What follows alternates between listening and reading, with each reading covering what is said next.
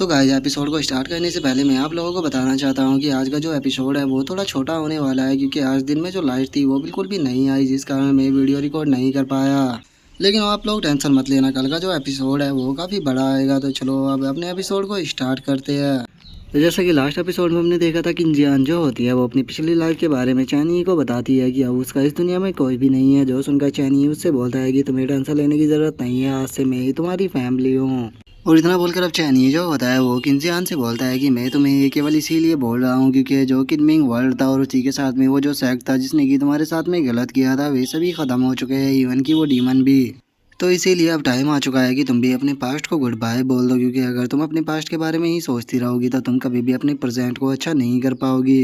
जो सुनकर अब किनजियान जो होती है वो चैनी से पूछती है कि मास्टर क्या आप इस वर्ल्ड में मेरे लिए ही आए थे। जो सुनकर चैनी जो होता है वो उसको बताता है कि हाँ बिल्कुल, मैं इस वर्ल्ड में तुम्हारे लिए ही आया था, और वो जो इविल गॉड था उसे भी मैंने जानबूझकर ही तुम्हारे हाथों से मरवाया, क्योंकि मैं चाहता था कि जो तुम्हारे अंदर डर है उसे तुम खुद अपने ही हाथों से ख़त्म करो। मैं जानता हूँ कि तुम्हारा जो पास्ट था वो काफ़ी दर्दनाक रहा है, लेकिन तुम हमेशा ही पास्ट के अंदर नहीं जी सकती। अब तुम्हें फ्यूचर के ऊपर ध्यान देना चाहिए। तुम इस टाइम पर टाइम ऑफ फ्लावर हो और अब तुम्हारा नाम किनजियान है और तुम चैनी की थर्ड डिसाइपल हो। लेकिन अगर तुम अपने पास्ट को गिव अप कर कर आगे नहीं बढ़ोगी और हमेशा तुम पास्ट में ही जीती रहोगी तो उसके बाद मुझे भी तुम्हारे ऊपर गिव अप करना पड़ जाएगा और मुझे तुम्हें छोड़कर जाना पड़ेगा। तुम्हें हमेशा ही एक बात को याद रखना होगा कि तुम्हारे जो टीचर है वो बहुत ज़्यादा पावरफुल है और वो तुम्हारे सामने आने वाले हर एक खतरे को ख़त्म कर सकते हैं, लेकिन उसके बाद भी इससे तुम्हें कोई भी फ़ायदा नहीं होगा। एज ए टीचर मैं तुमसे उम्मीद करता हूँ कि एक दिन तुम खुद का एक रास्ता चुनोगी और खुद के एफर्ट के द्वारा हेवन के अंदर खुद की एक जगह बनाओगी।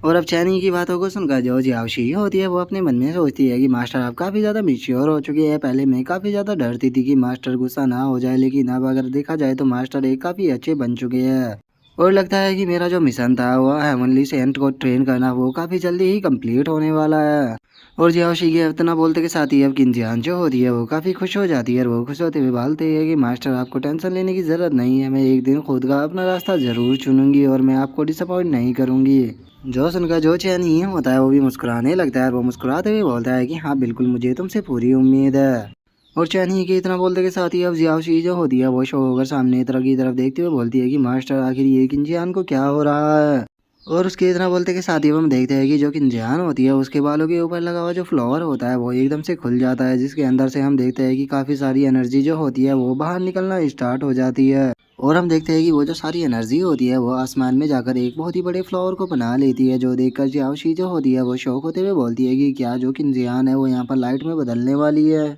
जो सुनकर जो चैनी होता है वो जियाओशी से बोलता है कि नहीं, ऐसी बात नहीं है, बल्कि जो किनजियान है वो यहाँ पर अपनी स्पिरिट सी को कंडेंस करने वाली है। तो चलो देखते हैं कि आखिर ये किस तरह की स्पिरिट सी को कंडेंस करती है। और चैनी की इतना बोलते के साथ ही हम देखते हैं कि वो जो एनर्जी होती है वो चारों तरफ बिखरने लगती है और कुछ ही पल में वो पूरी तरह से ख़त्म हो जाती है, जिसे देखते के साथ ही अब जियाओशी जो होती है वो शौक होते हुए बोलती है कि आखिर ये क्या हुआ, सारी एनर्जी एकदम से डिसअपेयर क्यों हो गई। क्या इसका मतलब ये है कि जो किनजियान थी वो यहाँ पर अपनी स्पिरिट सी को कंडेंस करने में फेल हो गई है। और वो इतना बोल ही रही होती है, लेकिन तभी हम देखते हैं कि चैनी के पास से एकदम से काफ़ी ज़्यादा एनर्जी निकलने लगती है और जो चैनी होता है वो ज़मीन पर गिर जाता है। और हम देखते हैं कि अब किनजियान जो होती है वो काफ़ी बड़ी हो चुकी होती है और अब वो चैनी के ऊपर बैठते हुए बोलती है कि मास्टर मैंने अपनी स्पिरिट सी को कंडेंस कर लिया और मैंने यहाँ पर गोल्डन स्पिरिट सी को कंडेंस किया है। जो सुनते के साथ ही शैनी जो होता है वो किनजियान की तारीफ करते हुए बोलता है कि बहुत बढ़िया, यहाँ पर तुमने मेरी उम्मीद से जल्दी इस चीज़ को कह लिया, क्योंकि मैंने 10 दिन बाद में इस चीज़ को सोचा था। लेकिन क्या अब तुम मेरे ऊपर से उठोगी, क्योंकि तुम यहाँ पर मेरी बॉडी के ऊपर बैठी हुई हो। जो सुनते के साथ ही अब किनजियान जो होती है उसका पूरा चेहरा ही लाल पड़ जाता है और वो माफ़ी मांगते हुए बोलती है कि मास्टर सॉरी, मुझे लगता है कि मैं थोड़ा ज़्यादा ही एक्साइटेड हो गई थी।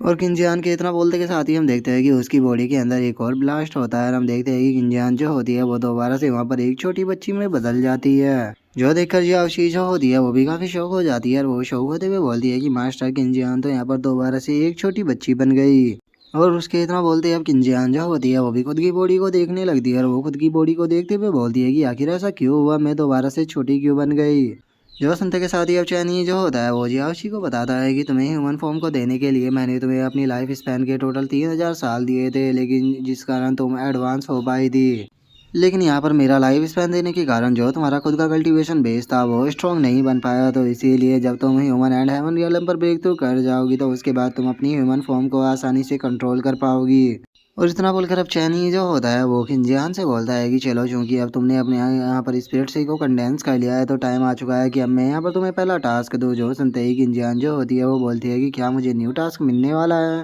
जो सुनकर अब चैनी जो होता है वो खिंजियान को बताता है कि इस वर्ल्ड के बाहर जो 9 एनिमीज और फोर्स है उनके सभी कल्टीवेटर एक साथ इकट्ठा हो चुके हैं, क्योंकि 1.5 दिन बाद जो सीक्रेट रियलम है वो ओपन होने वाला है। लेकिन चूंकि बाहर का और यहाँ का जो टाइम फ्लो है वो काफ़ी ज़्यादा अलग है, तो इसीलिए बाहर का 1.5 दिन यहाँ के 100 सालों के बराबर होने वाला है।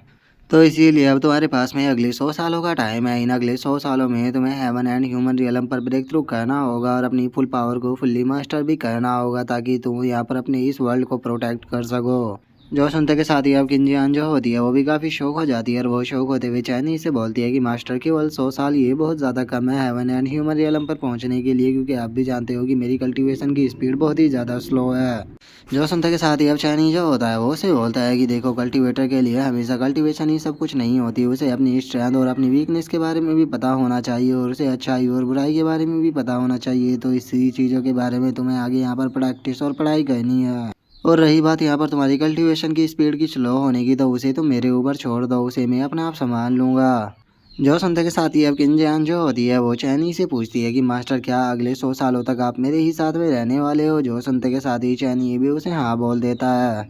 जो सुनते के साथ ही अब किंजियान जो होती है वो भी काफ़ी खुश हो जाती है, और वो हंसते हुए बोलती है कि फिर तो ठीक है, फिर तो मेरे लिए ये 100 साल बहुत होने वाले हैं अगर मास्टर यहाँ पर मेरा साथ देंगे तो। और वैसे भी मैं भी इस चीज़ में अपना पूरा बेस्ट दूंगी। और उसके इतना बोलते ही हमारा व्यू जो होता है वो ह्यूमन एम्पर वर्ल्ड के अंदर डाउ पैलेस के ऊपर आ जाता है, जहाँ पर कि हम देखते हैं कि किंग स्वान जो होती है वो वहाँ पर अपने किसी सीलिंग अटैक को बना रही होती है, और उस अटैक को बनाने के बाद सीधे उसे चैन किंग के ऊपर शूट कर देती है। जिसके बाद अब किंग स्वान जो होती है वो चिल्लाते हुए जियाओ नैन से बोलती है कि जियाओ नैन, मैं केवल इसे 3 सेकंड तक ही होल्ड कर पाऊंगी, तो जल्दी से इसके ऊपर अटैक करो। और उसके इतना बोलते ही हम देखते हैं कि उसकी आधी बॉडी जो होती है वो वहाँ पर बर्फ में जम चुकी होती है, और अब जो जियाओ नैन होती है वो चैन किंग के ऊपर अटैक करते हुए बोलती है कि तुम्हें कहने की ज़रूरत नहीं है, मैं इस चीज़ के लिए पहले से ही तैयार हूँ। और अब जियाओ नैन को अपने ऊपर अटैक करता हुआ देखकर चैन किंग जो होती है वो अपनी गॉड बॉडी को बाहर निकाल लेती है, और हम देखते हैं कि जैसे ही जियाओ नैन उसके ऊपर अटैक करती है वो अपनी गॉड बॉडी की मदद से उसे रोक कर काफ़ी पीछे फेंक देती है, जिस कारण हम देखते हैं कि वो पीछे बिम से जाकर टकराती है। और उसी के साथ में हम देखते हैं कि चैन किंग जो होती है वो अब किंग स्वान का जो सीलिंग स्पेल होता है उससे भी आज़ाद हो जाती है।